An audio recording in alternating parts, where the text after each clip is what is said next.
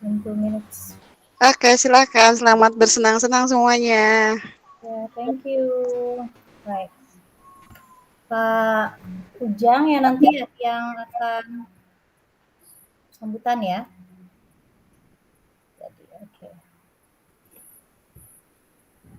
Produk.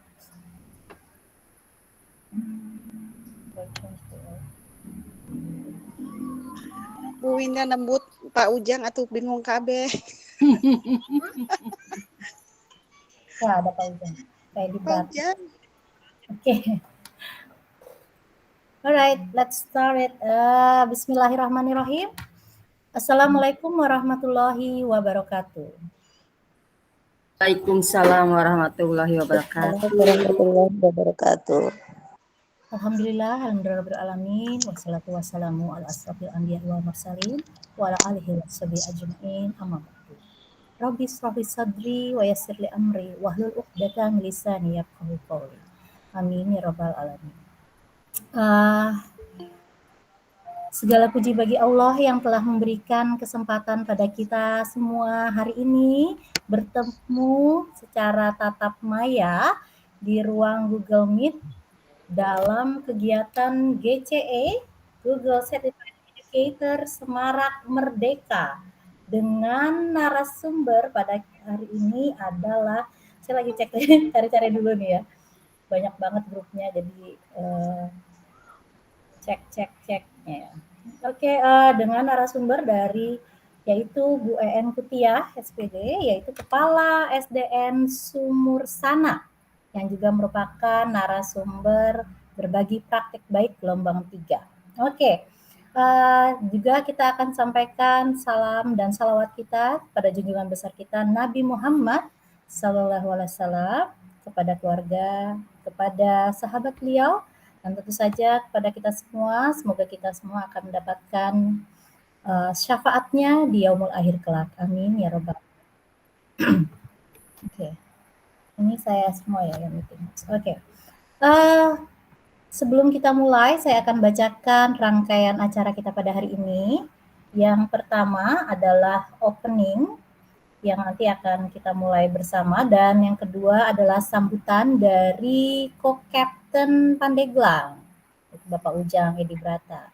Dan kemudian nanti kita akan langsung ke materi bersama narasumber kita, dan juga kita akan ada question and answer session, dan nanti diakhiri dengan closing dan berdoa. Terima kasih. Demikian adalah rangkaian acara kita pada hari ini. Langsung saja kita ke acara pembukaan atau opening.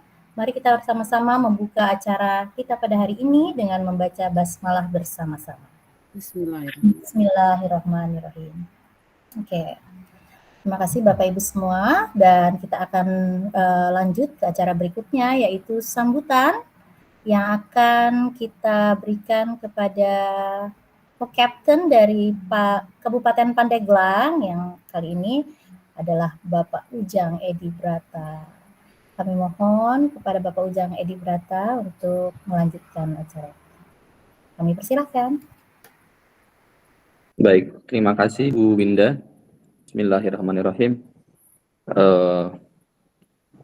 Pak Kapten, para co-kapten yang hadir, para penggawa nih yang selalu sibuk menyiapkan kegiatan, Bapak Ibu ya. Ibu Winda selaku moderator serta Bapak Ibu peserta kegiatan webinar yang dilaksanakan hari ini yang saya hormati. Assalamualaikum warahmatullahi wabarakatuh. Waalaikumsalam. Alhamdulillah Bapak Ibu, hari ini kita bisa kembali di ruang ini dalam rangka mengikuti salah satu seri dari rangkaian seri webinar yang diselenggarakan oleh GCE Banten di bulan Merdeka ini, Bapak dan Ibu. Salawat dan salam kita sampaikan semoga tercurah limpah ruah kepada tauladan kita Nabi Muhammad SAW. Ini yang keberapa Bu Binda ya? Yang ke-8 atau 9 ya? Dari rangkaian seri yang kita agendakan. Dan 9, hari ini Pak. 9 ya. Hari ini topik yang diangkat ini berkaitan dengan pembelajaran terdiferensiasi gitu ya. Tentu saja Ini salah satu topik yang menarik untuk dipahami lebih dalam, terutama terkait dengan implementasi kurikulum merdeka. Namun demikian, berbicara pembelajaran terdiferensiasi, pada prakteknya barangkali tidak seharusnya kita menganggap ini sebagai barang baru gitu ya. Karena sejak dulu teori ini sudah sering kita pelajari. Kita sering dapat pembekalan tentang bagaimana melayani anak sesuai dengan keadaannya. Hanya saja pada implementasi kurikulum merdeka ini secara khusus, terutama berdasarkan Kemendikbud 262 tentang kurikulum untuk pemulihan pembelajaran. Nah, maka salah satunya itu adalah kurikulum merdeka yang diterapkan. Kita diminta sebagai guru untuk melayani gitu ya keadaan anak yang memang tidak sedang baik-baik saja. Apa itu yang kita kenal dengan learning loss ya Bapak Ibu ya. Nah, pada kesempatan hari ini nanti akan ada Bu EN yang akan menyampaikan Bapak Ibu ya tentang pembelajaran berdiferensiasi. Mungkin istilahnya kita ganti Bapak Ibu ya, bukan berdiferensiasi tapi terdiferensiasi. Karena rujukan utamanya itu bukunya itu berbahasa Inggris differentiated learning gitu ya. Kalau kita terjemahkan artinya ya pembelajaran terdiferensiasi. Begitu Bu Binda ya, Bu Rini ya. Di beberapa nomenklatur Kemendikbud pun sekarang kita temui bukan berdiferensiasi melainkan terdiferensiasi. Nah, Bu nanti akan berbagi kepada kita Bapak Ibu, kita simak sama-sama tentang bagaimana pembelajaran terdiferensiasi ini harus diimplementasikan. Dan pembelajaran terdiferensiasi ini dapat kita katakan sebagai jantungnya Bapak Ibu ya, jantungnya dari implementasi kurikulum merdeka yang sekarang sedang kita laksanakan ya. Bagaimana kita melayani pembelajaran sesuai kebutuhan anak. Selamat melaksanakan atau mengikuti webinar Bapak dan Ibu. Tentu saja kami ucapkan terima kasih atas kesetiaan Bapak Ibu. Stay tune gitu ya, selalu bergabung pada setiap kegiatan yang kami laksanakan. Selamat melaksanakan, selamat mengikuti, dan tentu saja mohon maaf apabila pada pelaksanaannya ada saja barangkali hal-hal yang kurang berkenan Bapak dan Ibu ya. Demikian barangkali yang dapat disampaikan atas seizin Bapak Ibu semua dengan mengucap Bismillahirrahmanirrahim. Webinar yang dilaksanakan pada hari ini dengan topik pembelajaran berdiferensiasi kita nyatakan dibuka. Bismillahirrahmanirrahim. Sekian, terima kasih. Assalamualaikum warahmatullahi wabarakatuh. Waalaikumsalam warahmatullahi wabarakatuh. Terima kasih Bapak Ujang Edi Brata atas sambutan yang telah diberikan dan juga semangat ya yang diberikan kepada tim dan tentu saja seluruh peserta webinar pada hari ini yang sungguh luar biasa ya. Saya sungguh sangat mengapresiasi setinggi-tingginya pada kehadiran Bapak Ibu semua yang ada di ruangan ini, karena tentu saja Bapak Ibu ini adalah orang-orang yang menolak mengantuk, menolak berdiam diri, dan menolak tidak memanfaatkan waktu sebaik mungkin. Yang hadir hari ini tentu saja orang-orang yang diberikan Allah keleluasaan hati, dan juga waktu bisa bergabung dan tentu saja mendapatkan informasi juga insya Allah ilmu dan pengetahuan yang baru. Amin ya rabbal alamin. Semoga kita diberikan pahala seterusnya ya sebagai seorang pendidik yang tidak pernah berhenti belajar. Baik Bapak Ibu yang saya banggakan, kita akan langsung saja kepada acara kita Semarak Bulan Merdeka bersama GCE Banten. Semarak ke-9 ini adalah episode ke-9 dengan judul Kunci Sukses Pembelajaran Terdiferensiasi ya. Dan narasumber kita adalah Ibu EN Kutiah SPD, seorang kepala sekolah, yaitu Kepala SD Negeri Sumur Sana. Beliau adalah juga narasumber berbagi praktik baik gelombang 3 dan juga adalah seorang Google Certified Trainer. Beliau juga adalah seorang pengajar praktek angkatan 7 dan secara khusus saya bilang beliau adalah mentor saya. Beliau adalah yang saya hubungi ketika saya selalu dalam keadaan bingung dan tidak tahu bertanya kemana, dan selalu standby. Luar biasa Ibu EN Kutiah ini ya. Membantu banyak sekali kawan-kawan yang lainnya dalam menghadapi dunia yang digital yang luar biasa ini ya. Betul ya Bu Dwi Ati, benar Bu Ati. Bu EN Pokoknya our first apa ya, yang pertama yang kita hubungi ketika kita tidak tahu harus kemana bertanya. Oh, very nice. Oke, Bu EN Kutia, kami persilakan. Oke, terima kasih Miss Winda. Terima kasih Pak Edi. Terima kasih teman-teman semua dari GCI Banten. Terima kasih. Bismillahirrahmanirrahim. Assalamualaikum warahmatullahi wabarakatuh. Waalaikumsalam warahmatullahi wabarakatuh. Oke, terima kasih. Hari ini saya ikut meramaikan kegiatan GCI Banten karena memang merasa terpanggil ya sebagai salah satu pionir kita ke berdirinya GCI Banten, dimulai dari ke PPMP dengan Pak Kapten, mediasi pertama. Jadi kapanpun, dimanapun, jadi ingin selalu berbagi dan intinya belajar bersama Bapak Ibu. Jadi kalau saya di sini tuh bukan orang pintar, bukan orang yang ini hanya ingin selalu belajar dan selalu belajar. Walaupun memang untuk usia saya memang sudah ya lumayan di atas 50-an dan tapi tetap bersemangat dan semangat mah kayak Bu Ati sama Miss Winda, kayak Bu Rini juga saya ingin ikutan gitu biarpun sudah usia di atas 50 tetap harus mengupgrade diri ya, Miss Winda ya. Oke. Ya, Bapak Ibu, jadi terkait implementasi kurikulum merdeka yang akan saya sampaikan di sini karena memang saya juga memperhatikan dan mengikuti alur yang seperti yang tadi dijelaskan oleh Pak Edi Brata bahwa pembelajaran terdiferensiasi itu sudah kita laksanakan dari zaman dulu. Saya sudah jadi guru sejak usia 92 terakhir menjadi guru itu 2017, sekitar 25 tahun menjadi guru, dan dari 2017 saya jadi kepala sekolah. Berdasarkan pengalaman, pembelajaran berdiferensiasi itu sudah dilakukan. Saya pun dulu, walaupun saya tidak mengenal itu yang namanya terdiferensiasi, memang sudah dilakukan. Seperti ada anak yang kekurangan dalam mencerna, terus anak yang cepat, dan saya pun pernah mengalami mengajar dengan siswa berjumlah 60 siswa. Dan siswanya kelas berapa Miss Winda? Kelas 2. Kelas 2. Dengan jumlah siswa 60, wow. Terbayangkan?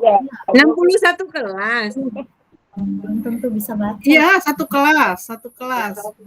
Kasian sekali ya anaknya ya. Tapi kan kita punya trik.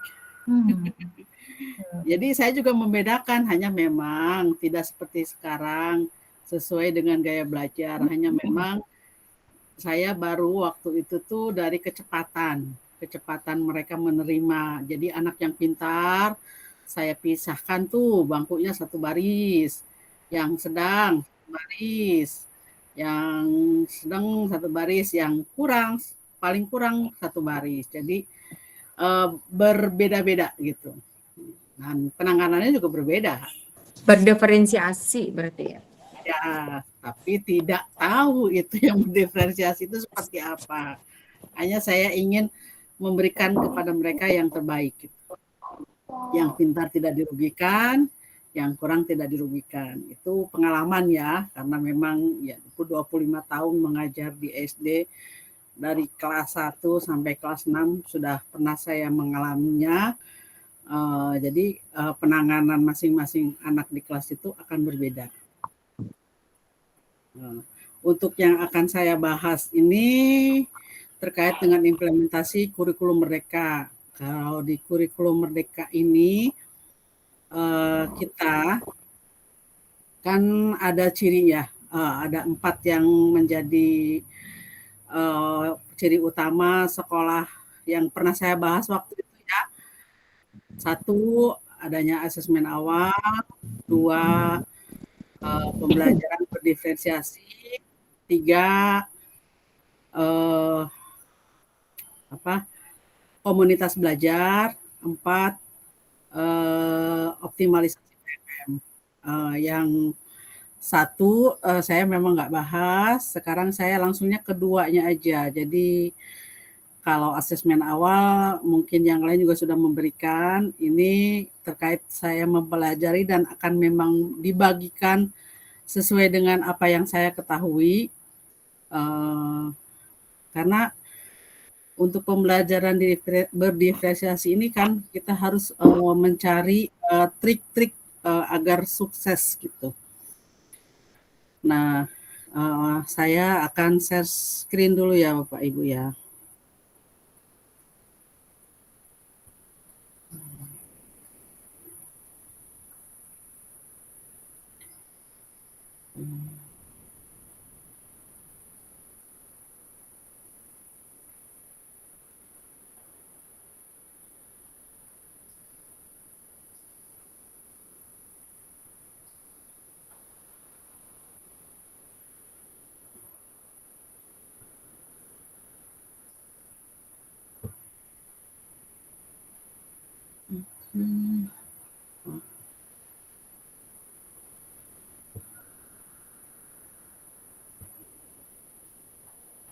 Gimana Bun?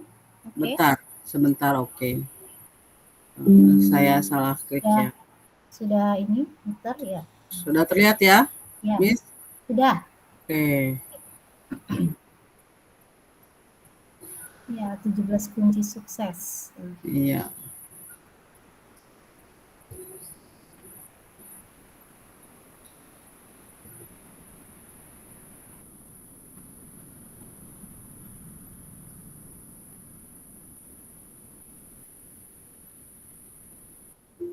Kelihatan, Miss Winda? Miss? Kelihatan. Oke, 17 kunci sukses pembelajaran berdiferensiasi.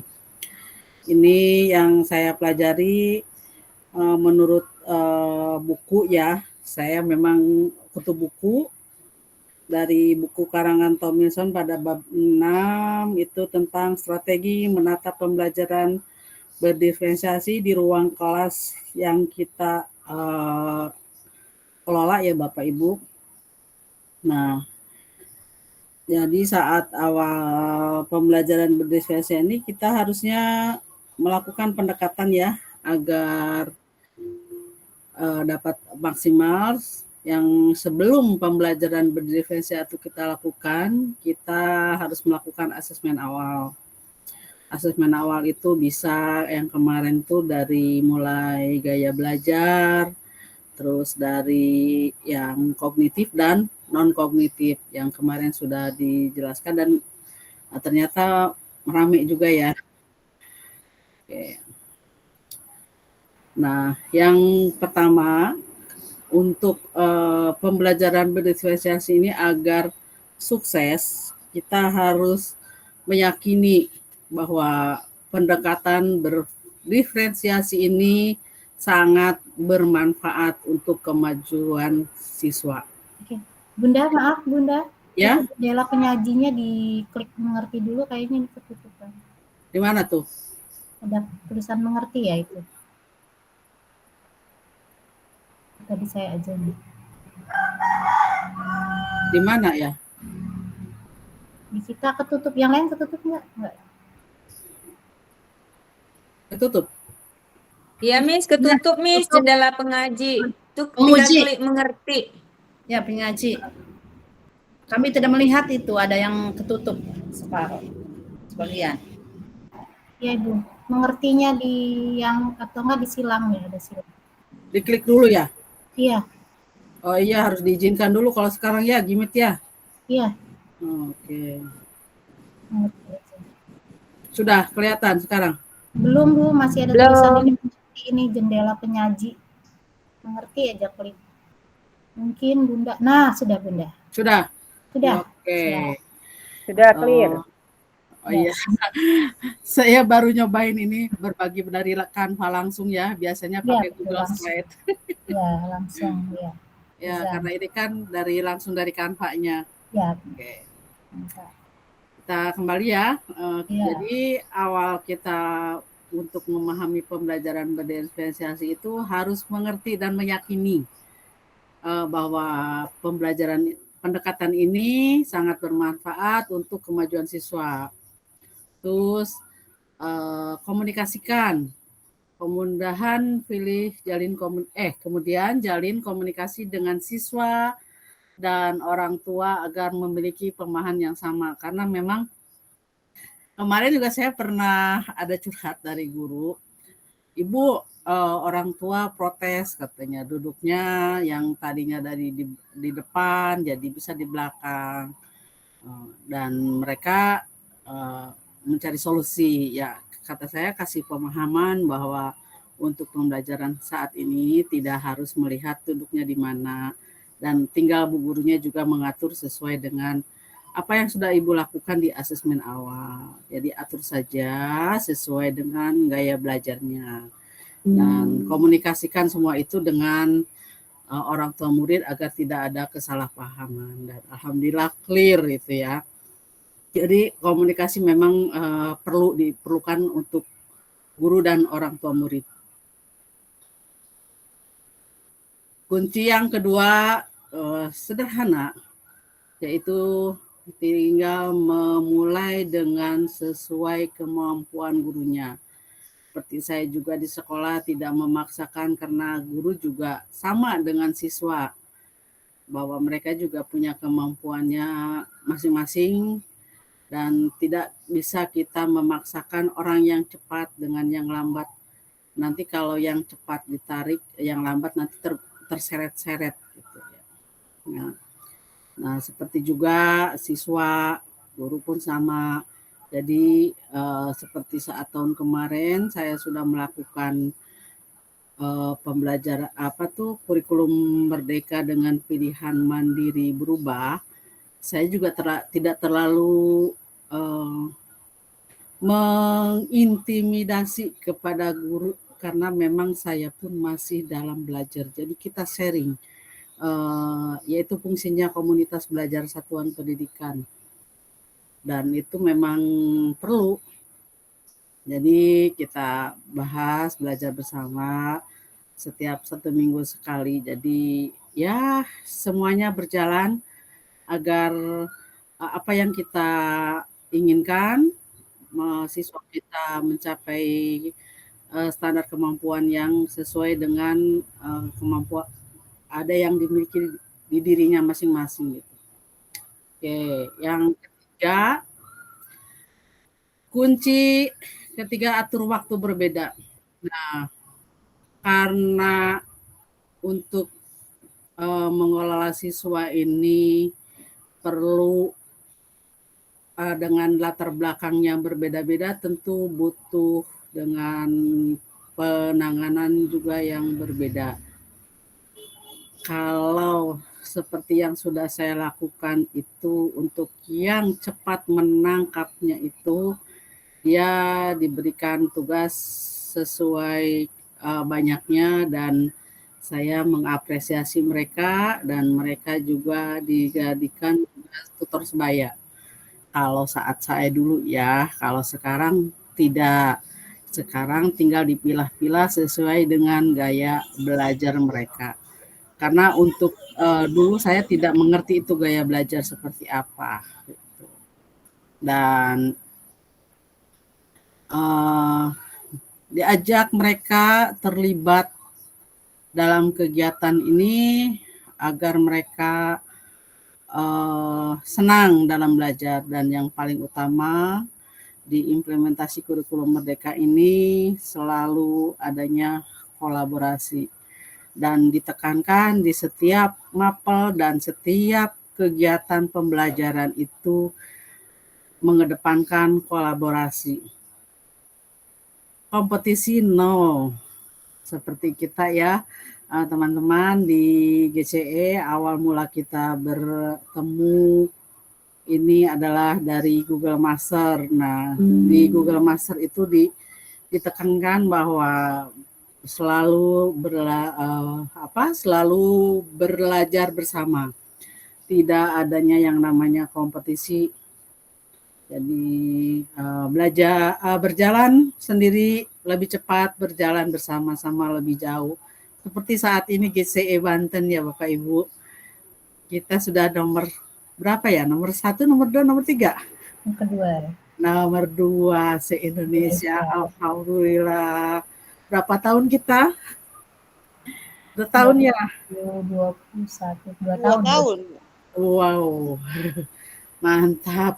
Sudah kompak ya. Kita dari zaman pokoknya mah begitulah Bu Ati. Yang tadinya saya tidak bisa bicara dengan bisa bicara. Oke, kita kembali Bapak Ibu ke kunci yang keempat adalah kegiatan tambahan. Nah, ini kita bisa memberikan kepada siswa untuk memberikan kegiatan tambahan sesuai pilihan mereka dalam menyelesaikan tugas. Karena seperti yang pernah saya alami juga itu, untuk yang lebih cepat, bisa kita berikan soal 20. Kalau yang kurang, saat itu saya paling ngasih soal 5. Dan itu penyelesaiannya bisa berbarengan. Karena memang ya anak-anak itu berbeda.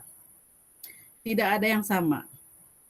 Jadi agar mereka mencapai target sesuai dengan kemampuannya.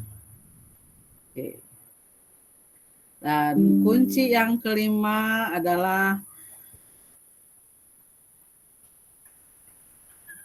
sampaikan instruksi secara jelas. Ya, kadang-kadang saya juga sebagai seorang guru, apalagi saat itu masih sakit ya, nggak pede bicara, tapi saya berusaha menjelaskan instruksi apa yang akan kita sampaikan itu secara jelas. Jangan membingungkan dan terlalu memperhatikan siapa yang melakukan apa. Jadi lebih baik membuat dan memberikan kartu tugas atau lembaran penugasan kepada individu atau kelompok. Ini kunci yang kelima, Bapak Ibu. Untuk kunci yang keenam, atur pembagian kelompok secara efisien. Yaitu dimulai dari tadi itu. Yang dari kita melakukan asesmen awal, maka akan terbentuk kelompok sesuai dengan gaya belajarnya masing-masing. Agar kegiatan berjalan lancar.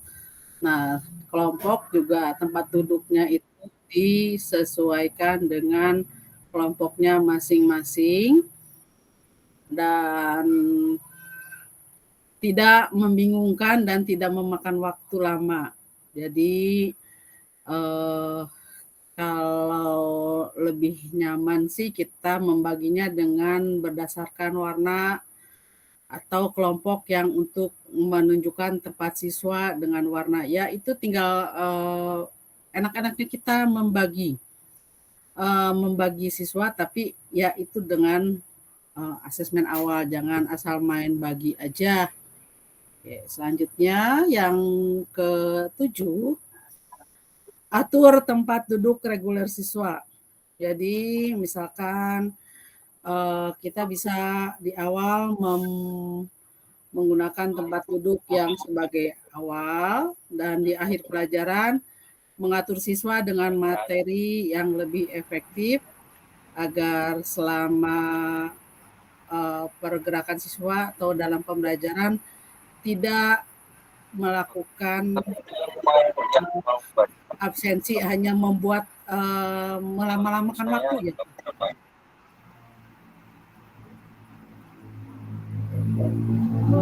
Yang ke-8, pastikan siswa memiliki rencana untuk mendapatkan bantuan ketika Anda sibuk dengan siswa atau kelompok lain. Jadi guru memberikan saran kepada siswa agar mereka saling membantu. Nah, itu kuncinya kolaborasi saat menghadapi kesulitan tugas. Jika siswa terjebak, guru mendorong mereka untuk klarifikasi kepada temannya. Jadi tersebaya itu ya Bapak Ibu. Dan terdapat meja bisa mengatur dengan memberikan satu meja yang ditulis ahli hari ini. Itu dapat dari mana itu yang meja ahli hari ini? Ya itu di asesmen awal kognitif Bapak Ibu. Kan di awal asesmen awal kognitif itu bisa terukur anak yang sudah mampu, ada yang belum, dan yang sudah mampu bisa berbagi dengan anak-anak yang belum, di mejanya dikhususkan gitu, dan siap dia membantu siswa yang lain. Jadi siswa tidak hanya duduk yang menunggu bantuan datang, namun aktif mencari solusi sendiri dan menggunakan sumber daya yang ada. Oke, nomor kunci ke-9, minimalkan kebisingan. Nah, ketika siswa kelas aktif, pasti akan ada sedikit kebisingan, namun tidak perlu membiarkan kebisingan menjadi mengganggu atau mengalihkan perhatian. Sejak awal tahun, ajarkan siswa untuk bekerja dengan teman sekelas dengan tenang. Itu kembali lagi kepada kesepakatan kelas ya Ibu ya, Bapak. Dan ajari mereka untuk berbisik dan berbicara dengan suara yang lembut.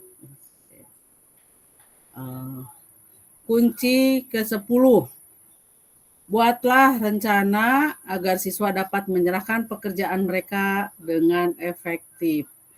Ya, ada tugas yang berbeda. Nah itu tadi tuh yang sudah saya lakukan.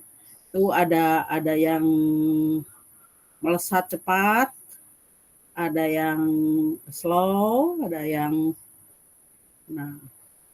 agar jadi tugasnya bisa berbeda seperti tadi yang sudah saya lakukan dengan memberikan jumlah soal yang berbeda, bisa dengan tugas praktik, bisa atau apa saja yang sesuai dengan materi yang akan kita sampaikan gitu.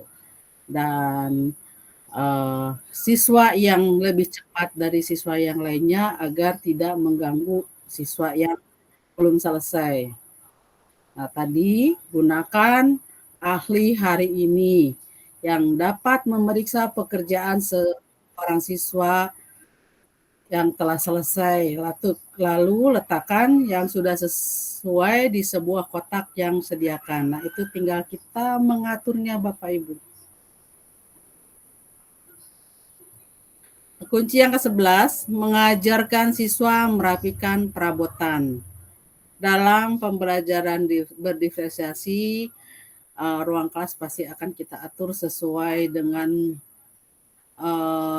materi dan pasti sesuai dengan latar belakang mereka, gaya belajarnya, dan kemampuan kognitifnya.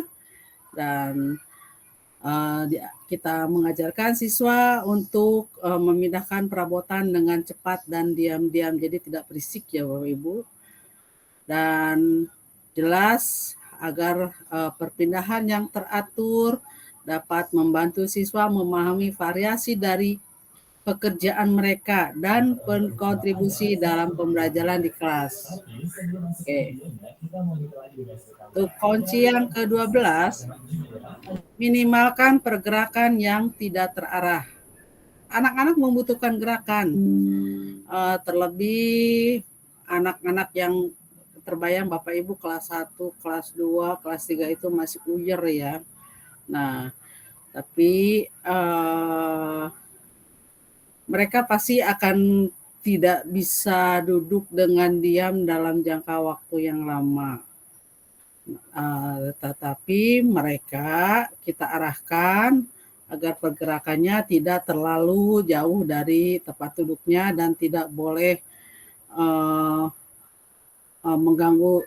Jadi sebelumnya kita mengarahkan mereka agar bergerak sesuai dengan yang kita arahkan. Jadi kembali kepada kesepakatan kelas. Oke. Oke.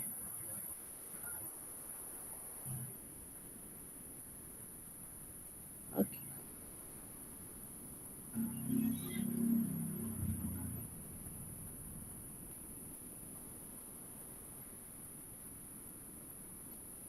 Iya. Tadi sudah 12 ya Bapak Ibu ya? Iya, sekarang kunci ke-13. Nah, ini Pak. Oke.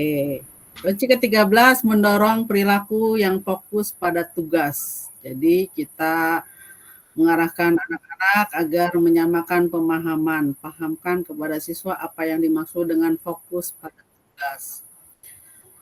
Ya, seperti saat mereka sudah tidak fokus, guru bisa memberikan ice breaking atau menyamakan konsentrasi mereka di satu titik gitu. Jadi agar mereka juga lebih cepat paham dan berkembang.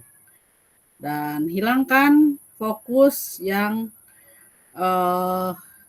hilangkan gangguan, maksudnya biar gangguan dari orang yang lain temannya ya, agar pemikiran mereka fokus pada kegiatan belajar yang sedang berlangsung. Kunci yang ke-14, siapkan rencana untuk siswa yang cepat selesai. Nah, ini juga kadang-kadang kalau kitanya tidak mempersiapkan seperti itu, anak yang cepat ini akan mengganggu dan mereka kadang-kadang kalau sudah tidak tertarik akan gimana ya, pokoknya tidak akan kondusif gitu. Nah, kalau saya biasanya selalu memberikan kembali tugas yang lebih sulit, jadi mereka kadang saya berikan tugas satu langkah lebih awal dari temannya. Untuk kunci yang ke-15, dan membuat rencana untuk mengakhiri sebuah pelajaran. Nah, ini penting Bapak Ibu ya, karena biar mereka tahu batas waktu yang akan ditetapkan. Misalkan bahwa tugas harus diselesaikan pada jam segini dengan komitmen agar pembelajaran tidak tertunda-tunda gitu. Tidak hanya anak-anak, saya juga memang kalau tidak ada deadline, kadang-kadang kita senangnya SKS, sistem kebut semester, padahal itu banyak merugikan ya. Jadi agar mereka tidak seperti itu, selalu kita ingatkan bahwa tugas yang mereka harus selesaikan, kita ingatkan gitu batas waktunya. Oke, kunci yang ke-16. Berikan siswa sebanyak mungkin tanggung jawab atas pembelajaran mereka. Jadi agar mereka juga diajar mandiri. Karena bahwa mereka ya harus belajar bertanggung jawab. Jadi dan bisa mereka juga memberikan kritik terhadap pekerjaan temannya, tapi kritiknya kritik yang membangun, dan biasakan mereka mengungkapkannya apa yang harus dilakukan dan apa yang tidak harus dilakukan. Oke, kunci yang ke-17,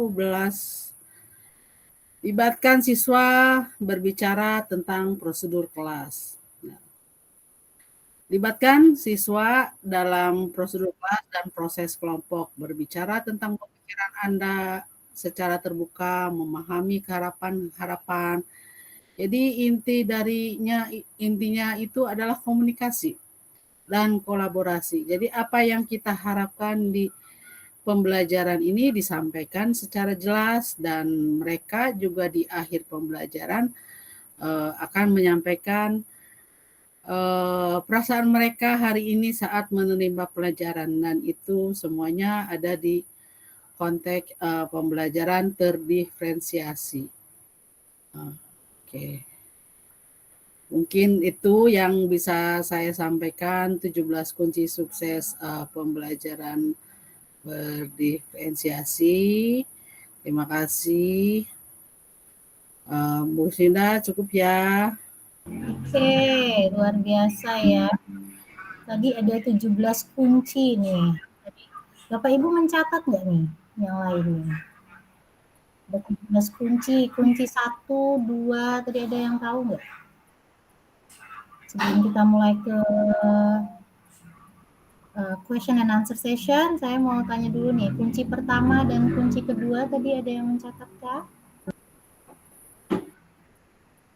Boleh raise your hand. Siapa? Bu Rina ini angkat tangannya atau apa itu lain? Itu Pak Dana itu. Pak Dana mana nih? Ya, kelihatan ya. Silakan ya Pak Dana Purba. Mangga Pak Dana. Boleh di open mic. Kunci pertama dan kedua apa nih? Pak Dana mau bertanya atau saya cuman kunci M. Kunci Inggris kenapa enggak ya? Oke, ada yang lain? Pak Dana, silahkan Pak Dana ini nomor 1. Nah, cuma kunci nomor 1 yang tidak mencatat. Ada yang mencatatkah? Ya, saya juga ini. Kalau ada 17 yang lengkap ya, nomor 1 dan 2, ada yang mencatat? Kalau nomor 2 apa Bu? Siapa? Udah 100 orang nih. Mangga Bapak Ibu. Ayo Pak Dana silakan, dan Ibu Titin Supriyatin, boleh Ibu Titin? Nih ya, yang rajin dong. Lihat dong, Titin, Bu Titin mangga di open mikrofonnya, siap.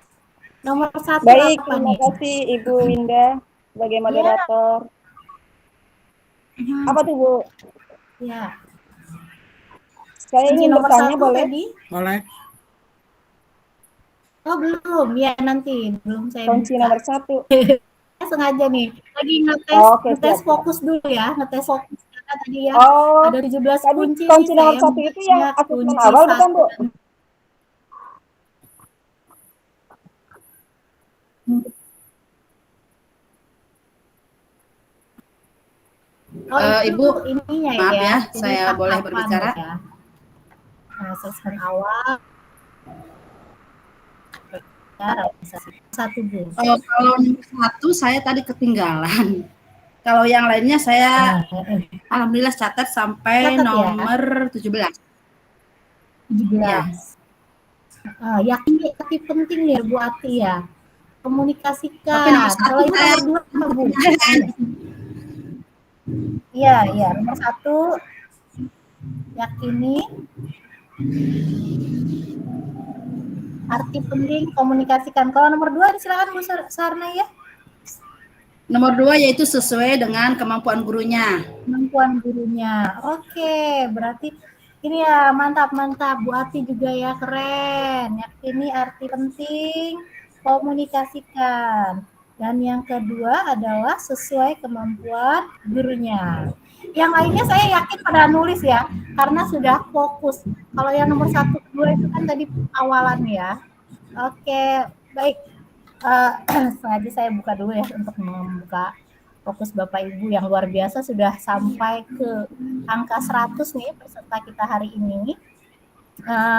Saya akan lanjut nih ke acara atau sesi berikutnya, itu question and answer session. Bapak Ibu yang ingin bertanya, saya buka pertanyaan. Mungkin dari Ibu tadi yang udah buka, Bu Titin ya, Bu Titin mangga.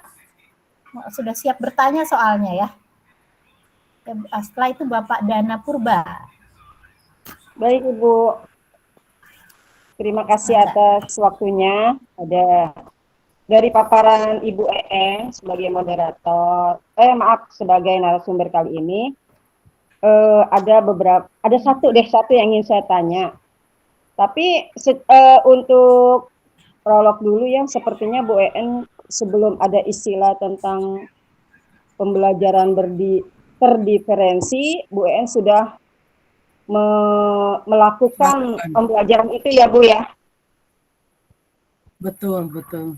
Ya, sudah dipraktekkan ya. Kami pun secara tidak langsung juga sudah mempraktekkan seperti memeta-metakan atau memfungsikan teman-teman sebagai tutor sebaya, itu pun kami sudah praktekkan. Tapi ada satu yang ingin saya tanyakan dari tadi, kan saya ada beberapa saya catat.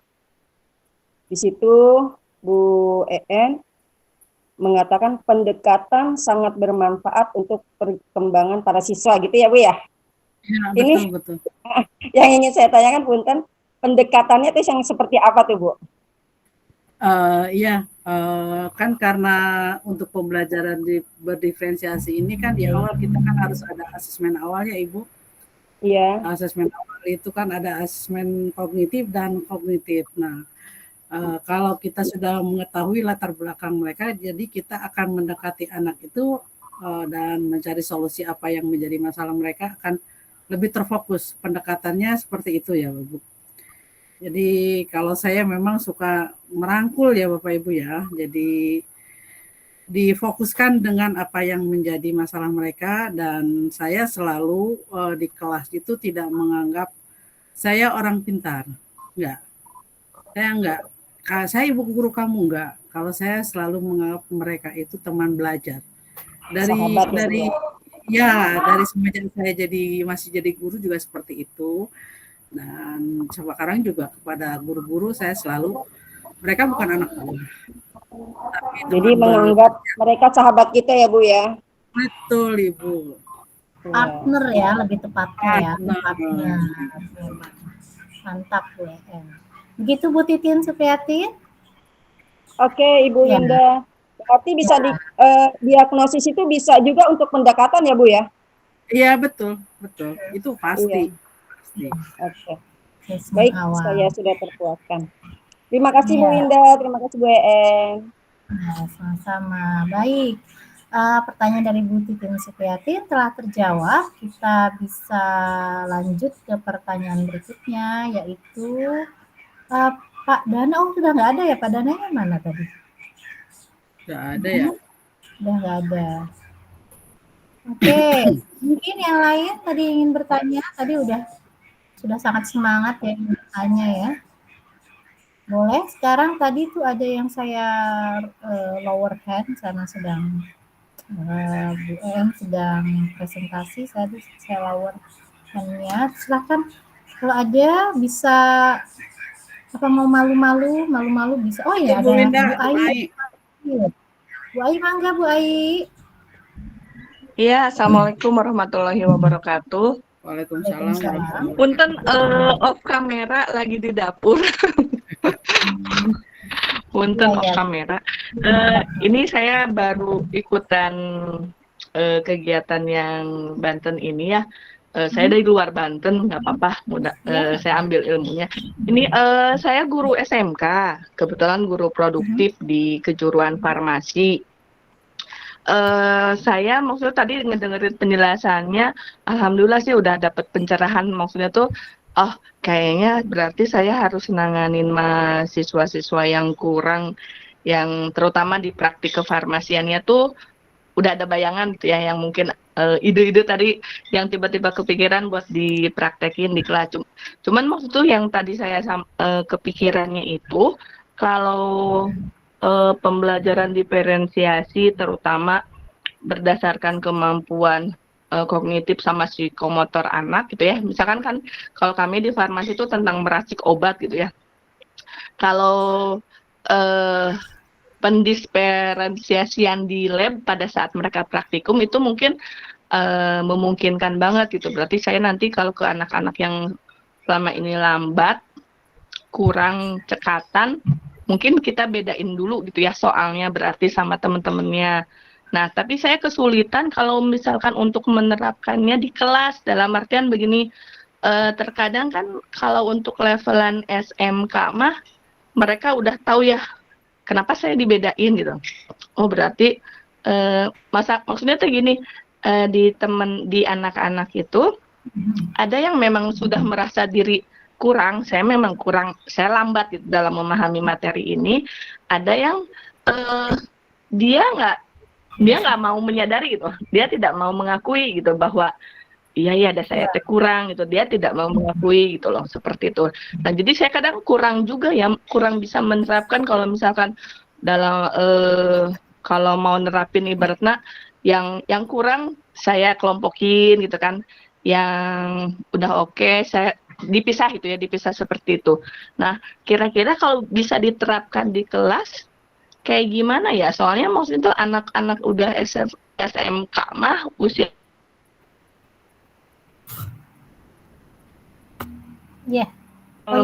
masuknya ke kelompok anak-anak yang bisa gitu loh, seperti itu.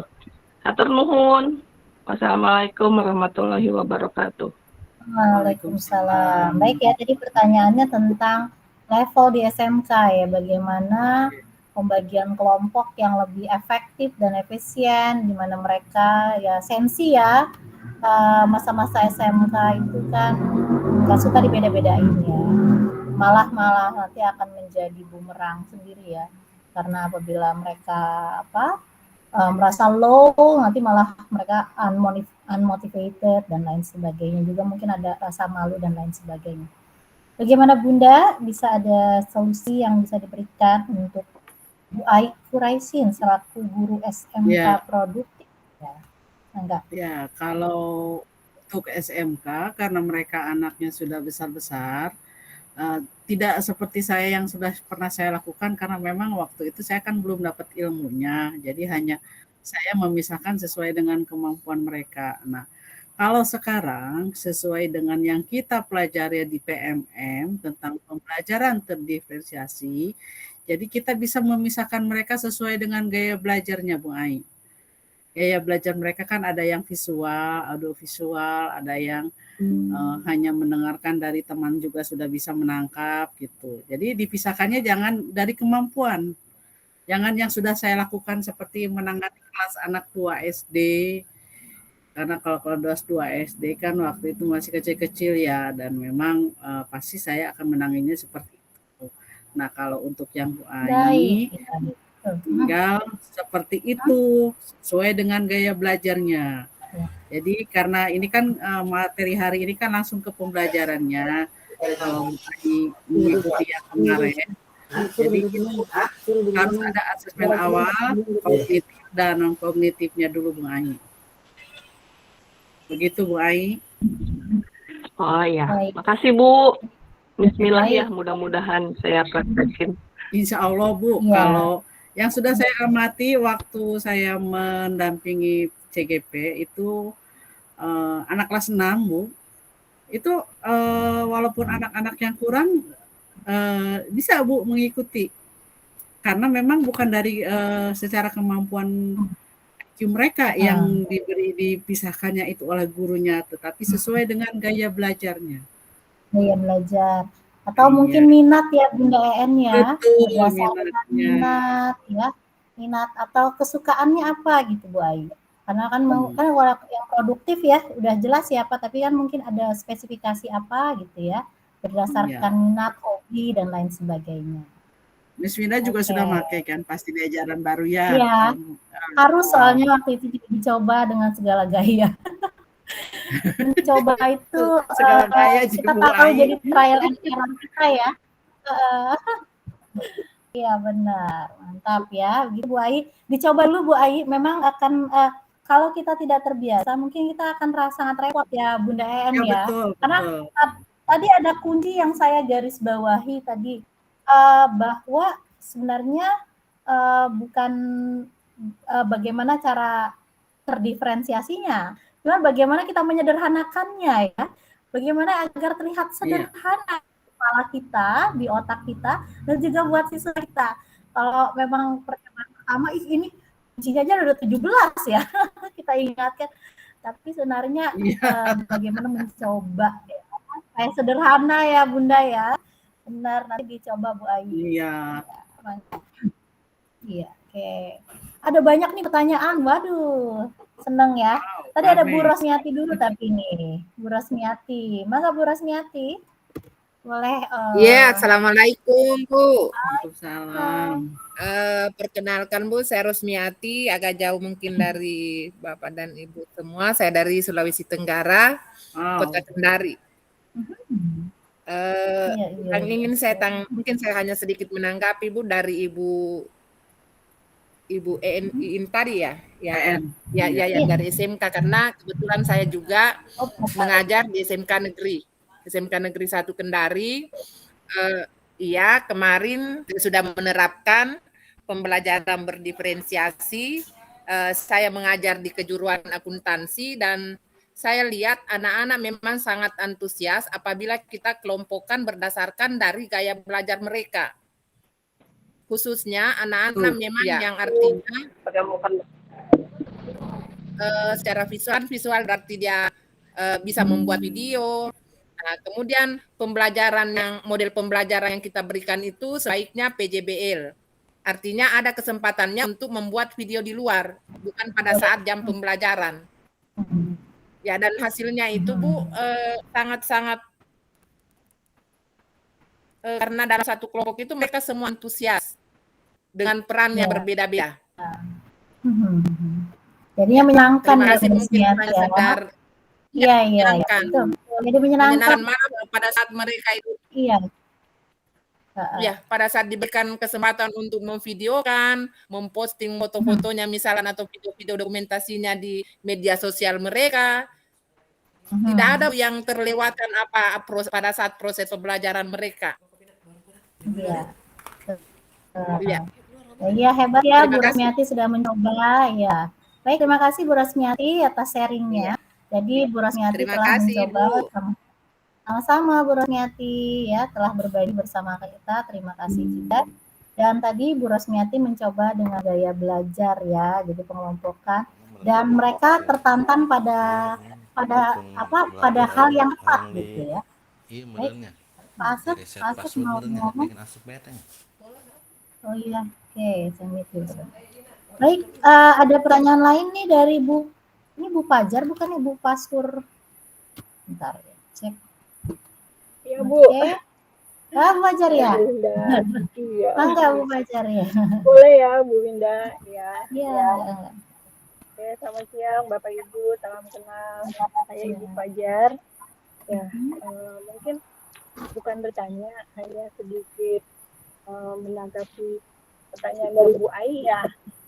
Ya, Bu Ai. Yang tadi tentang pengelompokan berdasarkan kemampuan ya Bu Ai ya.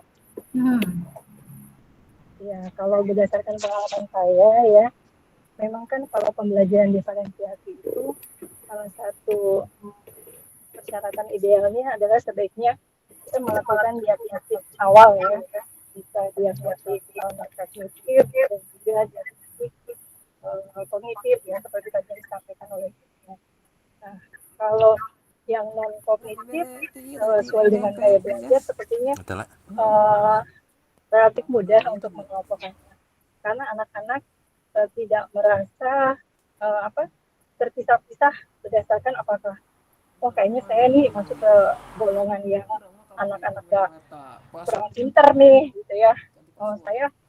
Saya dong masuk ke kelompok anak-anak yang pinter dong gitu kan. Tapi mereka dikelompokkan berdasarkan gaya belajarnya. Nah, kemudian tadi kalau yang menjadi pertanyaan Bu Abi, seingat saya adalah kalau dia pengelompokan berdasarkan kemampuan. Artinya itu berdasarkan asesmen kognitif ya. Iya. Nah, kalau berdasarkan pengalaman saya, memang kalau untuk tempat TKBH nih, kalau kita menerapkan pembelajaran diferensiasi berdasarkan asesmen kognitif pada saat pengelompokannya, baiknya tidak berdasarkan kemampuan, tetapi anak-anak justru kita gabungkan, kita buat dalam kelompok itu heterogen. Tujuannya adalah supaya anak-anak yang mempunyai kemampuan lebih itu kita beri kesempatan untuk menerima tantangan, dia menjadi tutor terbaik. Itu akan memudahkan proses pembelajaran diferensiasi nanti. Dan juga sangat membantu kita gurunya tentunya. Jadi cukup kita yang tahu, oh si A ini kemampuannya kurang, si B ini kemampuannya kurang. Jadi anak-anak nggak perlu tahu sih, nanti tinggal sepanjang prosesnya kitalah yang akan melihat apakah kemampuan anak yang hasil asesmen kognitifnya tadi kurang, dia semakin membaik atau tidak. Gitu. Jadi kalau dalam proses pengelompokan sebaiknya tidak dipisahkan antara anak-anak yang kemampuannya kurang dengan yang tidak kurang. Mungkin itu saja Bu Ai berdasarkan pengalaman saya, mudah-mudahan bisa bermanfaat. Terima kasih Bu Indah. Baik, terima kasih Bu Fajar telah berbagi bersama kita. Dan tadi ya, jadi ada teknik ya, tadi juga disampaikan juga sama Bu Rosmiati dari Sulawesi Tenggara, Kendari tadi. Juga ada dari Bu Fajar ya. Yang penting adalah walaupun kita menggunakan asesmen awal kognitif, tapi tidak selalu menjadi basis dasar kita untuk membuat kelompok. Kita bisa menggunakan gaya belajar atau minat dari siswa agar kita dapat mengelompokkan siswa agar lebih jadi tidak merasa kalau berdasarkan kemampuan otaknya ya, tapi kita fokus pada hal lain. Jadi anak-anak merasa tidak terbebani ya. Kalau untuk yang biasanya untuk yang siswa di atas 12 tahun ya mungkin akan lebih sensitif pada hal-hal seperti itu. Mereka pandai sekali membaca hal-hal ini. Jadi kita juga pandai untuk menyederhanakannya agar tidak terbaca bahwa kita sedang menghakimi kemampuan otaknya ya, tapi adalah bagaimana mereka bisa bersama-sama dengan teman-temannya dalam kelompok-kelompok, misalnya berdasarkan gaya belajar, bisa mencapai apa yang kita inginkan pada tujuan pembelajaran. Begitu ya Bu Fajar dan Bu Rosmiati. Luar biasa nih hasil sharingnya, bisa buat kita belajar semua juga. Karena memang kalau sudah berpengalaman, terus di-sharing dan kita akan coba nanti insya Allah ya, akan lihat nanti hasilnya dengan murid kita ya, pasti berbeda-beda juga. Baik, ada Bu Nur Arfah nih. Bu Nur Arfah, lalu ada Pak Saputra Halim, dan ada Bu Kasidah. Mungkin saya persilahkan kepada Bu Nur Arfah untuk pertanyaan berikutnya.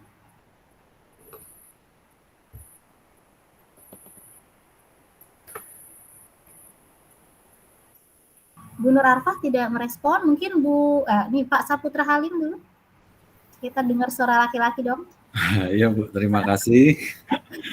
Assalamualaikum warahmatullahi wabarakatuh. Waalaikumsalam warahmatullahi wabarakatuh. Izin Bu ya, ini saya nggak buka kamera karena agak payah sinyal di sini. Saya dari Sumatera Utara, tepatnya di Kabupaten Batubara Bu. Jadi di sini memang saya juga sudah beberapa kali ikut dari diseminasi para sekolah penggerak yang sudah ditunjuk juga oleh Tamasco Foundation tentang pembelajaran berdiferensiasi. Saya cuma ingin bercerita dan membantu saya apa sih, karena saya tadi tertinggal Bu ya, karena saya ke ruang sebelah dulu tadi. Materi di sana, habis itu saya ngejar materi kemari juga kan begitu. Jadi saya dapat yang dari awal tadi masuk kemari sudah sesi tanya jawab. Jadi seperti ini. Konotasi dan pengertian daripada pembelajaran berdiferensiasi yang saya terima di sini, karena ada para kepala sekolah penggerak yang angkatan 1-2 wajib mengayomi kami untuk mandiri gitu ya. Jadi mereka memberikan ilmunya. Jadi yang disebut berdiferensiasi oleh mereka gitu kan, yang saya dapat dari pengetahuannya itu bahwa setelah dikelompokkan melalui asesmen awal atau asesmen diagnostik ya, maka kita harus punya 3 materi yang berbeda. Seperti itu yang saya dapatkan, 3 materi yang berbeda. Jadi kalau yang kelompok auditori seperti ini, jadi kita harus menyiapkan 3 materi. Jadi kalau pemahaman saya, mohon juga diluruskan kan gitu. Saya sempat berbicara tetapi tidak diterima. Akhirnya saya juga bertanya-tanya seperti apa. Sementara ilmu yang saya dapat cuma berdasarkan dari YouTube, membaca buku atau artikel-artikel tentang pembelajaran berdiferensiasi. Jadi seperti ini. Yang sudah saya terapkan seperti ini.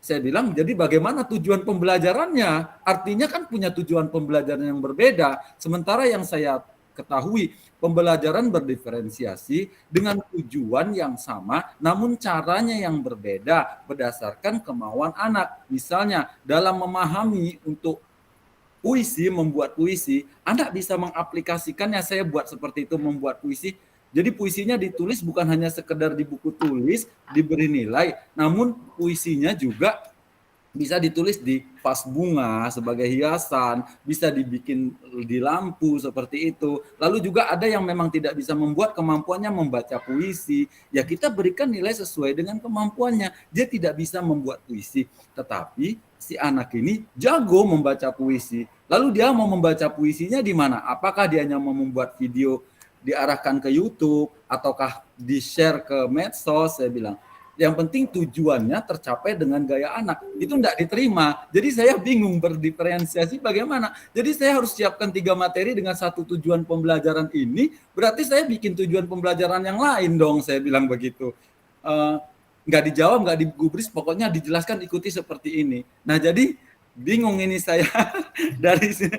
Ini seperti apa sih pembelajaran berdiferensiasi, karena maknanya saya seperti ini, dijelaskan sama narasumber yang di depan seperti ini, saya mungkin kalau saya juga izin, saya juga mohon maafkan, mungkin yang di depan juga kurang sepertinya seolah-olah saya menggurui begitu, padahal saya ingin sharing seperti ini. Saya bertanya, apakah bukan seperti ini yang berdiferensiasi? Kalau saya salah, tolong diluruskan gitu. Jadi saya sendiri karena juga saya kepala sekolah SMP, ini bingung mau memberitahu guru saya, ini diferensiasi ini seperti apa? Ada yang prosesnya, ada yang begini. Akhirnya saya masih mencari seperti ini, seperti juga tadi ke sebelah dulu saya tentang pemaparan PMM untuk asesmen seperti itu kan, lalu lari lagi kemari, entar pindah lagi ini Bu setelah dapat ilmu di sini.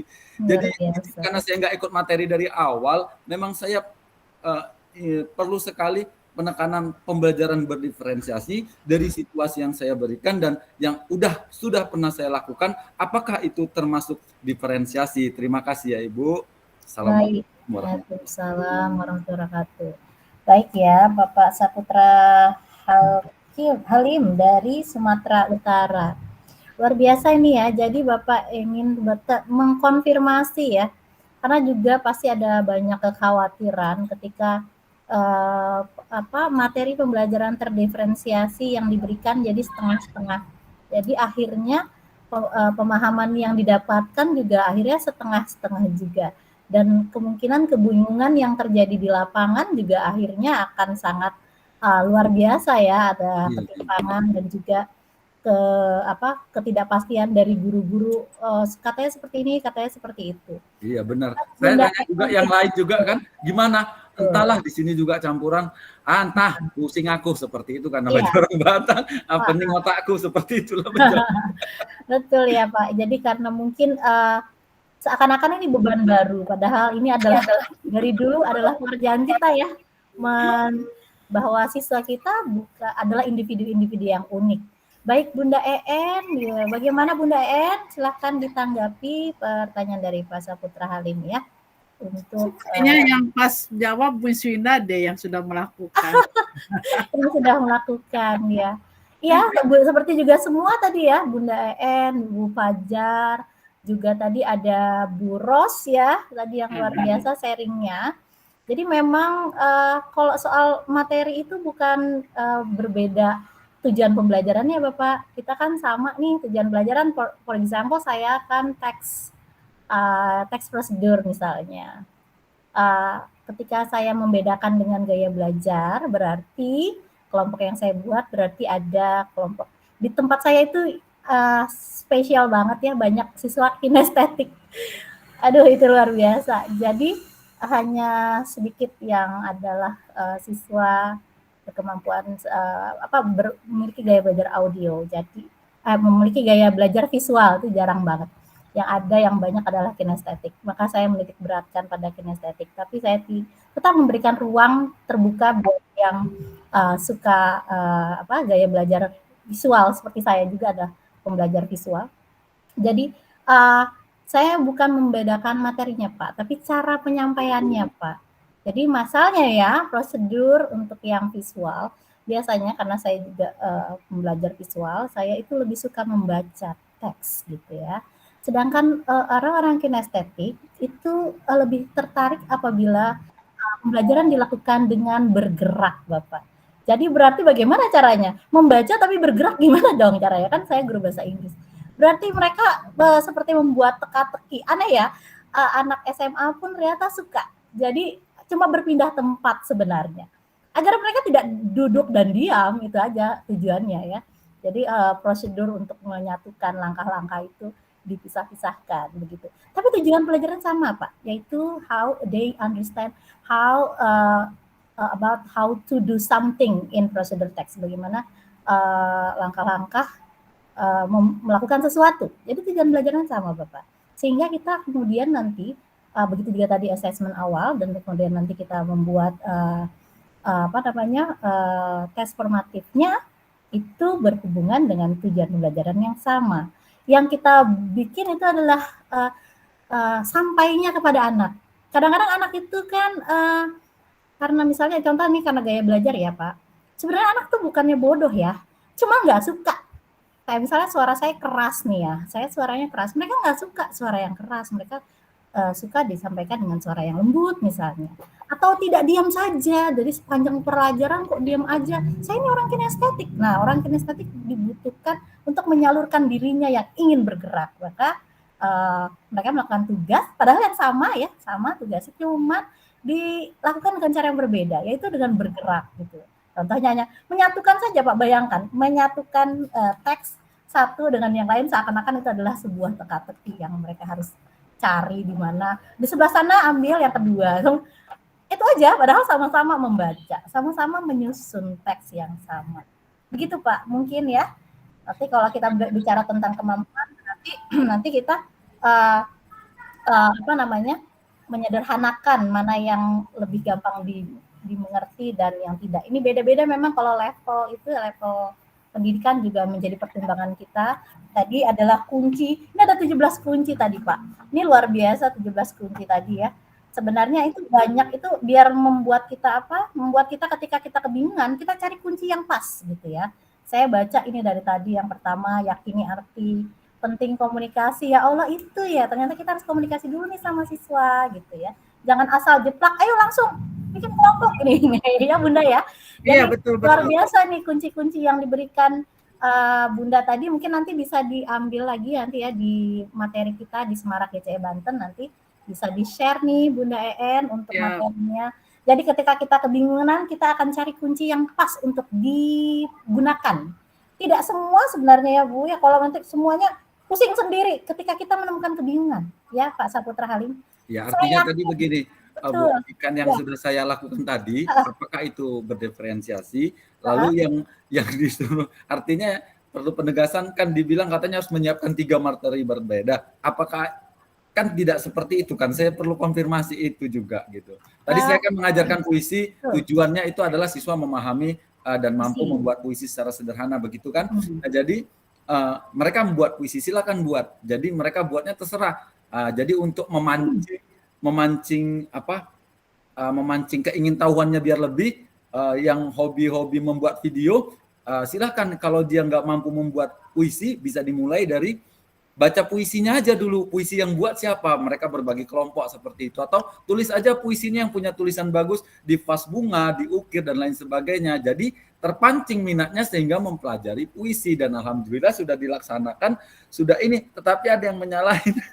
Jadi, dan tidak seperti itu, harus 3 materi yang berbeda, katanya seperti itu. Jadi ya karena saya posisinya sebagai partisipan atau peserta, sana yang diunjuk ya saya diam aja, nggak bisa berkeras hati kan begitu. Jadi itu tadi butuh konfirmasi memang Bu saya. Betul. Bapak memang kita suka khawatir salah ya dalam pembelajaran terdiferensiasi. Tapi sesungguhnya pada hakikatnya gurulah yang tahu ya siapa anak-anaknya gitu. Itu sebenarnya nanti mungkin berhubungan ya Bunda En dengan strategi pembelajaran terdiferensiasi ya. Ya, apa betul. Yang strategi yang Bapak inginkan? Apakah proses kah? Atau tadi kayaknya Bapak bicaranya tentang produk, Pak? Itu strategi hasil diferensiasi proses dan hasil sebenarnya. Nah, betul. Boleh, Pak. Jadi tidak perlu juga kita semua ada strategi kita lakukan tuh ya. Kita fokus pada strategi pembelajaran terdiferensiasinya pada produk misalnya. Maka Bapak ingin anak menghasilkan produk yang berbeda. Itu sudah pembelajaran terdiferensiasi, Pak, ya. Itu Bapak harus berani. Yang penting tadi jangan sampai pusing, oh tujuan pembelajarannya berbeda-beda. Enggak, Pak. Kalau kita materinya puisi, masa satunya puisinya puisi apa ya, atau gurindam lain lagi kan ya. Ya, seperti itulah yang sampai ke saya kemarin. Saya bingung. Ini kalau jadi saya tanya, saya jelas seperti itu begini. Enggak materi, kalau mereka enggak ini misalnya. Itu anaknya enggak bisa baca, berarti habis ngajar puisi, itu anaknya kurang mampu baca, diajari baca. Ya memang begitu, seperti itu. Saya juga bingung.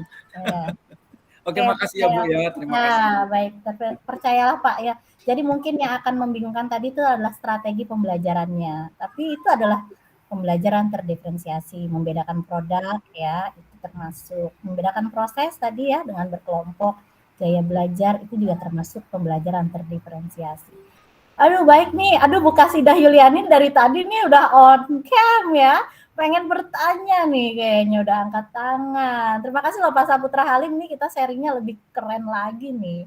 Oke, lanjut ya Bu Kasidah Yuliani, mangga Bu, silahkan.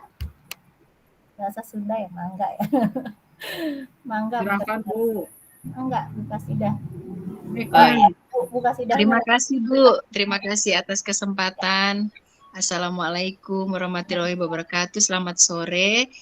Mohon izin, saya dari Luwuk, Kabupaten Banggai, Sulawesi Tengah, Bu.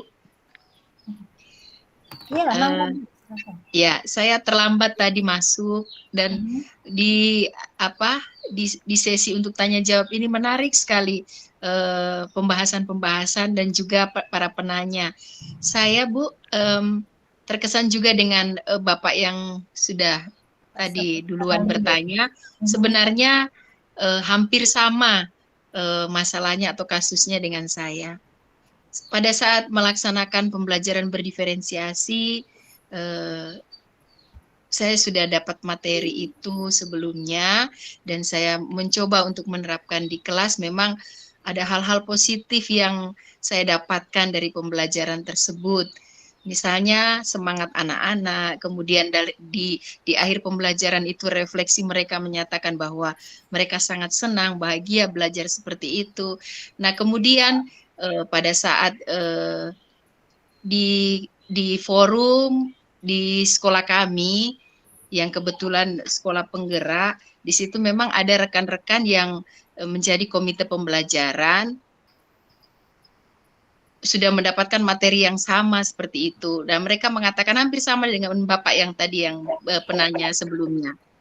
Mengatakan bahwa pembelajaran berdiferensiasi itu kita melihat kemampuan anak, lalu dari situ saja kita petakan sesuai dengan asesmen diagnostik, kita petakan bagi anak yang kurang mampu itu pemberian asesmennya berbeda. Saya berpikir aduh berarti kerja double atau bahkan ekstra seperti itu Bu. Nah, ternyata ketika menyimak tadi itu memang sebenarnya ada 3 ya Bu ya. Kalau saya tidak tentang asesmen strateginya, proses, kemudian ada konten dan produk, iya Bu. Nah, saya berpikir juga tadi jangan-jangan saya ini salah begitu. Tapi ketika sudah diberikan penguatan, saya sudah lebih yakin bahwa apa yang dilakukan itu sudah seperti itu. Nah, kemudian Bu yang masih menjadi pertanyaan atau saya menginginkan mungkin kiat-kiat saya selanjutnya, misalnya ini kan di tahun pembelajaran baru, saya dapat kelas baru, siswa baru yang memang dari latar belakang yang berbeda, kemampuan juga seperti itu berbeda. Nah, sebelumnya kan kami melakukan pemetaan melalui asesmen diagnostik. Kemudian Bu, di situ saya mencoba untuk mengelompokkan siswa-siswa yang memang berkemampuan di bawah, kemudian ada yang memang sudah lebih, tetapi hal ini juga menjadi sorotan dalam satu kelompok itu tidak ada anak-anak yang katanya pintar begitu di kelas itu bilang begitu. Apakah ini strategi saya salah atau bagaimana? Saya mohon pencerahan dari Ibu. Terima kasih. Baik. Oke, malah Ibu jadi khawatir ya sebenarnya Bu Kasidah ya, karena mengelompokkan siswa atas dasar kepintarannya ya berarti ya. Luar biasa ini. begitu berpihak pada murid ya, memikirkan bagaimana perasaan mereka berarti. Bagaimana Bunda En? Silahkan, mungkin ada yang ingin disampaikan tentang kiat yang harus dilakukan oleh Bunda Sidah nih. Ya, untuk yang harus kita lakukan ya hanya yaitu modalnya di asesmen awal, baik kognitif maupun non kognitif. Jadi kita petakan mereka sesuai dengan gaya belajar dan kemampuannya.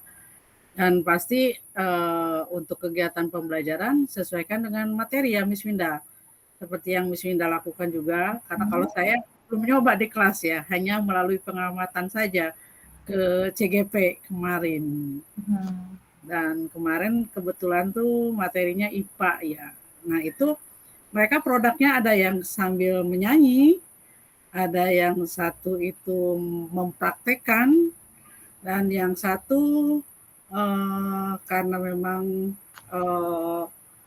kognitifnya pengetahuannya tinggi, dia dengan menuliskan jawaban sesuai dengan asesmen yang diberikan oleh gurunya. Dan itu mereka menyenangkan sekali, ramenya terarah gitu ya Bu Wisina. Iya. Boleh Miss Wina tambahin lagi yang lebih sudah melaksanakan. Baik Bu. Kalau yang tentang kekhawatiran Ibu tentang apa ya?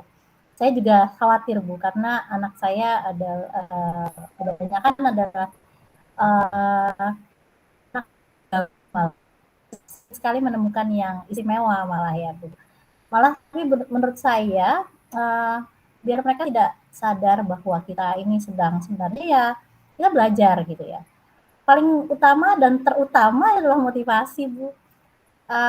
Jadi kalau apa yang kita sampaikan mereka rasanya menyenangkan gitu ya, tidak terhakimi atas kemampuan mereka.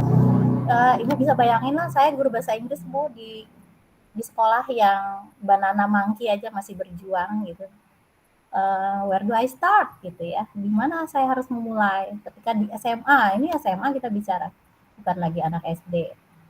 Jadi ya kita ya sabar ketika mereka ngomongin name aja susah ya. My name aja taunya my name aja gitu ya. My name is gitu ya. Padahal banyak cara untuk mengatakan nama, tapi mereka bisa gitu. So start with that. Awali dengan apa yang mereka punya. Ibu tadi bilang khawatirnya Ibu di mana? Mereka bisa apa Bu? Start di situ. Mulai di situ Bu. Gak usah khawatir. Ini nih ya, saya sukanya kurikulum merdeka. Walaupun ya tetap aja sebagai guru itu harus punya goal ya, punya tujuan gitu. Tapi jangan terlalu khawatir dengan apa yang ini. Tapi sampaikan mereka itu mastering in something. Mereka itu sampai pasif pada suatu hal gitu. Misalnya saya fokus nih kalau ke introduction, mereka bisa menyatakan untuk keluarganya gitu ya. Maka saya harus fokus tuh. Mereka bisa ngomong he is my father gitu ya, misal for example. Kita fokus tuh sampai mereka kita yakin semua mereka bisa gitu. Jadi setelah itu mereka bisa, kita tahap selanjutnya. Don't worry too much Bu ya, jangan terlalu kita khawatir karena kemampuan siswa tidak bisa kita samakan sekolah satu dengan yang lainnya. Ini indahnya terdiferensiasi itu. Indahnya tadi saya juga baca nih Bu Cita Verina, ini nyambung ya Bu Kasidah mungkin ya, yang katanya pembelajaran berdiferensi yang kulakukan masih per kelas. Ya memang per kelas ya. Jadi di kelas A isinya perempuan mengajar bahasa Indonesia dengan teks yang membuat tertarik pada tentang kecantikan, cara mengajar berbeda. Di kelas B juga isinya laki-laki mengajar tentang sepak bola. Ya Bapak Ibu, itu adalah pembelajaran terdiferensiasi. Betapa kita berpihak pada murid kita. Kita tahu kesukaan mereka, kita tahu apa yang sedang menjadi hasrat mereka sebagai seorang remaja, mungkin di remaja, hasrat mereka sebagai anak-anak yang bermain misalnya. Itu yang sedang kita penuhi. Tapi kita sedang memenuhi juga ketercapaian pembelajaran. Mari kita lakukan dengan berbagai cara. Memang kita mungkin akan pusing di awalnya, tapi semakin kita asik mainnya gitu ya. Wah ternyata anak-anak suka ini ya. Ketika saya memilih lagu gitu ya. Ini kok lagunya jadul gitu ya. Oh ternyata mereka suka lagu ini. Kita akan temukan hal-hal baru yang membuat kita kita belajar gitu. Tentang kita kan beda ya. Kita generasi berbeda dengan anak-anak kita ya, milenial ya. So itu yang harus kita selalu siapkan. Tadi ada kunci nomor berapa itu ya? Tentang oke, sampaikan instruksi secara jelas gitu ya. Terus ada buatlah rencana agar siswa dapat menyerahkan pekerjaan mereka dengan efektif. Ini adalah cara-cara kita di kelas ya ketika kita bingung gitu. Tadi ya, ini orang pintar kan cepet gitu. Gimana nih caranya supaya kita ketemu? Tadi ada Bunda En, senang banget saya dapat satu kunci katanya tadi ahli ya, sang ahli atau the smart one, yang si pintar itu malah diberikan jadi asisten guru gitu ya ceritanya, jadi asisten guru seperti itu. Mungkin Bu Kasidah akan banyak lagi nanti pertanyaan karena kita ketika melakukan pembelajaran terorganisasi kita akan selalu berkata apakah kita benar ya. Ini ada pertanyaan nih dari juga Bu Wisna. Bingung kan kalau disalahin lagi kayak kata padahal Pak Saputra Halim itu kepala sekolah ya, tapi disalahin juga. Disalahkan juga Bunda. Mungkin karena ya itu tadi ya, kelihatannya seakan-akan pembelajaran terorganisasi itu harus terpenuhi semua. Padahal yang penting tadi ada tahapan pertama apa? Tahapan pertama dalam pembelajaran terorganisasi adalah assessment awal. Kita harus tahu Bapak Ibu siapa yang kita ajak. Jadi kita bisa memetakan mereka semau yang kita inginkan gitu ya sebenarnya. Mau pakai gaya belajar, minat, sebenarnya kemampuan juga boleh sok, mangga, tapi bagaimana caranya saja. Gitu ya. Bapak Ibu, aduh Bu Kasidah menjawab nggak nih? Saya takutnya malah ngantuk. Ini pertanyaannya biar dijawab semua karena kita udah jam 3.24 ya.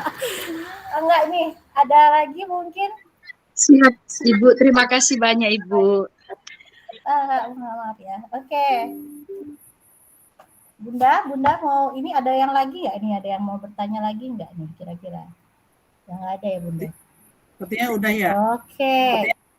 Sudah kayaknya. Terima kasih Ibu atas penjelasan penguatannya. Izin. Oh Bu Pak Saputra Halim ini ya sangat Saputra Halim.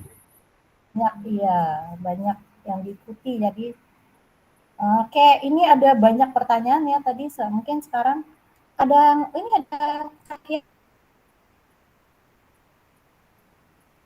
Bu Cahyati itu. Bu Cahyati mungkin ada satu pertanyaan lagi, mangga. Lalu kita nanti akan kesimpulan. Bu Cahyati mangga. Dipersilakan Cahyati. Saya lupa ya, ini memang sudah aja ya. Bu Cahyati, silakan. Mana Bu Cahyatinya? Oke, saya open dulu.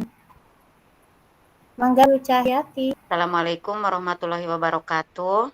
Waalaikumsalam. Waalaikumsalam. Sangat menarik sekali ini Bunda En yang begitu luar biasa ya.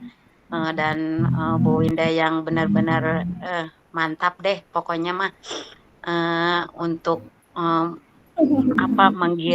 menggiring opini yang lebih baik tentang pembelajaran yang berdiferensi ya. Itu ya. Saya kan berasal dari guru olahraga ya. Guru olahraga di SD. Dan guru olahraga itu selalu dinanti pada saat pembelajaran ya Bu Pak di sekolah. Jadi kayak semacam artis di sekolah gitu ya. Ditunggu-tunggu kalau memang kita nggak datang di hari itu, anak-anak selalu Ibu gimana sih curang kemarin Ibu nggak mengajar padahal kita ada pertemuan di mana gitu ya. Nah itu yang dinanti-nanti karena pembelajaran PJOK itu memang udah apa namanya ya, udah mencakup semua kurikulum sepertinya ya. Kurikulum Merdeka sudah diajarkan lebih dulu di olahraga ya. Mereka itu karena kita mah selalu praktek ya, praktek itu benar-benar menyenangkan bagi mereka.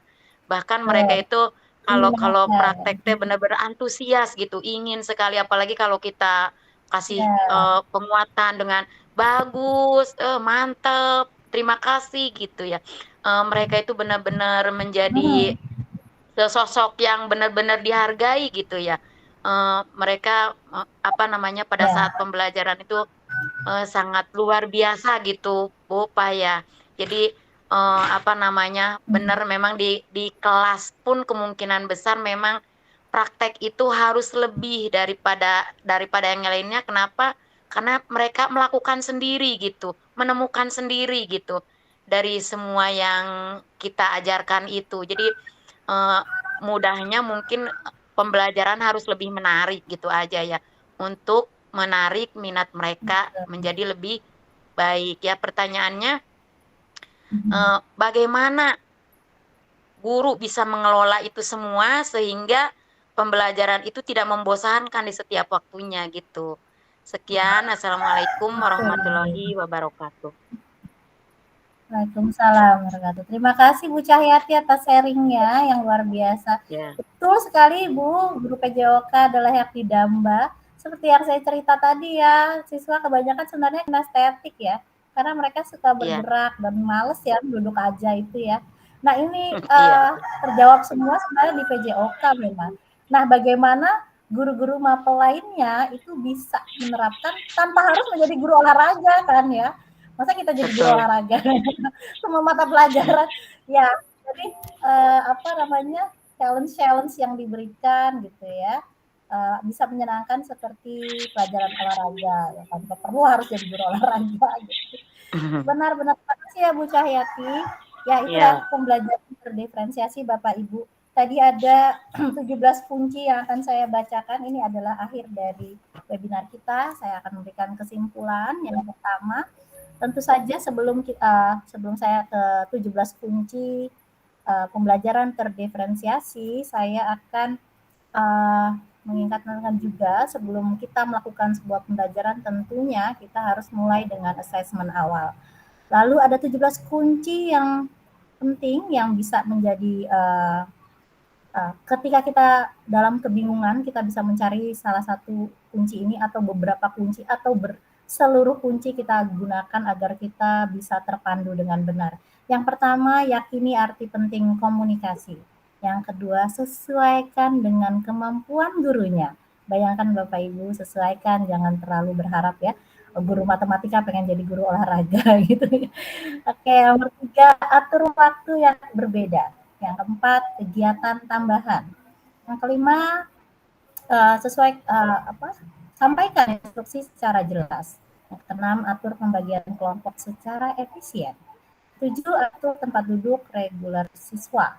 8, pastikan siswa memiliki rencana untuk mendapatkan bantuan ketika ada ketika ada yang sibuk dengan siswa lainnya gitu ya. Jadi harus ada bantuan tambahan atau bantuan yang kita siapkan. Yang ke-9, minimalkan kebisingan. Bukan berarti bising itu salah ya Bapak Ibu. Nomor 10, buatkan rencana agar siswa dapat menyelesaikan pekerjaan mereka dengan efektif.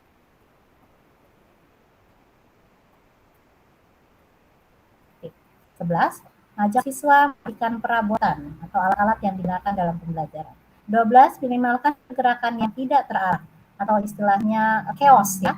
Nomor 13, mendorong perilaku yang fokus pada tugas. 14, siapkan rencana siswa yang cepat selesai. 15, membuat rencana untuk mengakhiri pembelajaran. 16, berikan siswa banyak siswa bertanggung jawab pada pembelajarannya. 17, libatkan siswa berbicara tentang prosedur kelas. Kita bicara tentang kesepakatan kelas di awal pembelajaran. Baik Bapak Ibu, luar biasa pada pukul 15.31 sore ini masih ada 117 guru hebat yang sangat menggugah perasaan saya karena tetap berada di sini begitu haus, begitu ingin meluruskan pemahamannya, juga penguatan yang ingin diberikan pada webinar-webinar dari GCE Banten. Ini luar biasa Bapak Ibu. Saya sampai merinding nih karena 170 bertahap, kalau sudah tahu ya, ada daftar hadir yang sudah diluncurkan, tapi meyakini bahwa kita sama-sama saling belajar, saling menguatkan, dan Bapak Ibu jangan biarkan diri kita merasa disalahkan. Ketika kita memang ketika ada yang mengatakan salah pada diri kita, mungkin kita introspeksi, kita lihat lagi, kita mundur ke belakang satu langkah, lihat apa yang telah kita lakukan, dan Bapak Ibu bukan negatif yang kita ambil, tapi kita cari sisi positif, nanti untuk langkah berikutnya kita akan melangkah lebih indah dan lebih baik tentunya. Bapak Ibu, beranilah untuk menentukan apa yang akan kita lakukan pada siswa-siswa kita, karena kita adalah guru-guru yang berpihak pada murid, guru-guru yang begitu memikirkan perasaannya dan bagaimana apa yang akan dia alami setiap harinya pada pembelajaran kita. Bapak Ibu, semangat belajar dan semoga kita semua akan diberikan berkah dari Tuhan Yang Maha Kuasa atas apa yang kita lakukan untuk siswa kita di sekolah kita, untuk pengabdian kita. Wassalamualaikum warahmatullahi wabarakatuh. Terima kasih Bapak Ibu semua. Oh ya, saya punya. Waalaikumsalam warahmatullahi wabarakatuh. Semangat. Terima kasih. Semangat. Kan ada yang mau disampaikan lagi Kak Bu Dae? Enggak ada. Silakan, sudah tutup. Kan udah ditutup. Luar biasa ya. Terima kasih ya semua. Atas kehadirannya, ada feedback ya untuk Bu Dae, tolong diisi di Fotonya udah. Oh, kita belum foto. Fotonya mana? Bentar ya, tetap 103 dong, please. Saya foto yang ke on cam dong, please. Foto ya, 1, 2, 3, cheese. Masya Allah, hebat sekali nih Bapak Ibu yang ada. Oke, 1, 2, 3, action. Miss Ati ada di sini. Miss dari sisi Miss Ati. Bu Ati. Hadir. Dari Bu Ati ya, sisi Bu Ati. Ayo, senyum terindahnya Bapak Ibu. Ya. 3, 2, 1. Nur Khalifah vaksinnya mantap sekali. Keren. Sekali lagi saya minta 1, 2, 3. Wah, Bu Stika ini udah pakai mau kena ya. Ya, terima kasih Bapak Ibu semua. Miss Winda, jangan lupa stop rekam ya. Siap, kita stop rekam dulu. Kita ketemu besok ya. Besok ada ya Bu? Hari Senin ya? Senin. Libur hari Sabtu Mas. Sabtu libur ya. Mau jalan-jalan. Rekamnya belum, rekamnya. Nah, saya